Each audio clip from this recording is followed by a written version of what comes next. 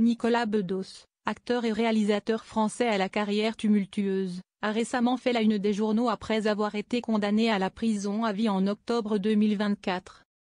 Connu autant pour son franc-parler que pour son talent artistique, il s'est lancé dans un voyage introspectif avec la sortie de son livre La soif de honte. Il livre un regard sans filtre sur ses erreurs, ses excès et son désir de changement. Ce témoignage, au cœur du débat post-métaux, lui a notamment valu une invitation controversée sur le plateau de Quelle époque. Le 3 mai.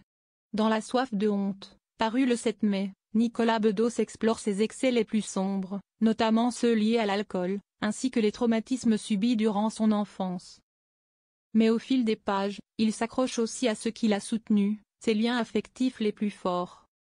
Parmi eux, celui qu'il a partagé pendant 2 décennies avec Elsa Zilberstein, son ancienne compagne et amie indéfectible. Elsa n'a pas eu le temps de poser son sac que tu t'es effondré dans ses bras, écrit-il. Leur relation, malgré leur séparation, semblait indestructible. Pendant 20 ans, rien ni personne n'a pu vous séparer plus d'un an, ni l'amour, ni les disputes, ni les séparations, ni même une séparation définitive. Votre amitié a ravivé votre amour. Actuellement en couple avec Pauline Desmonts, avec qui il est devenu père en décembre 2023, Nicolas Bedos évoque la complicité inattendue entre les deux femmes. Aujourd'hui, Pauline attend l'enfant qu'Elsa et toi pensiez avoir ensemble.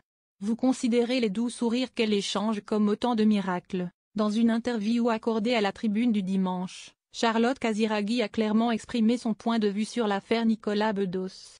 Elle a notamment évoqué Triste tigre de neige Sino, une tentative de comprendre la psychologie de l'agresseur, un exercice qu'elle jugeait presque impossible. Concernant le livre de Bedos, elle estime que ses propos sont insupportables et souligne que l'accueil aurait été différent s'il avait clairement assumé sa responsabilité, déclarant par exemple : Il est clair que j'ai reversé tous mes droits d'auteur aux victimes et je suis là pour remettre en question le fait que quelqu'un ait commis une erreur et ne fasse plus la distinction entre être un peu lourd et être un peu lourd. Charlotte Casiraghi a également soulevé la question de la rédemption. Je crois que nous avons droit à la rédemption, si l'on est jugé, si l'on reconnaît ses actes, si l'on parle de ce que l'on a fait. Elle a insisté sur l'importance de reconstruire la société sans condamner quiconque ad vitam aeternam pour n'avoir plus le droit d'exister, le droit de parler, le droit d'être considéré.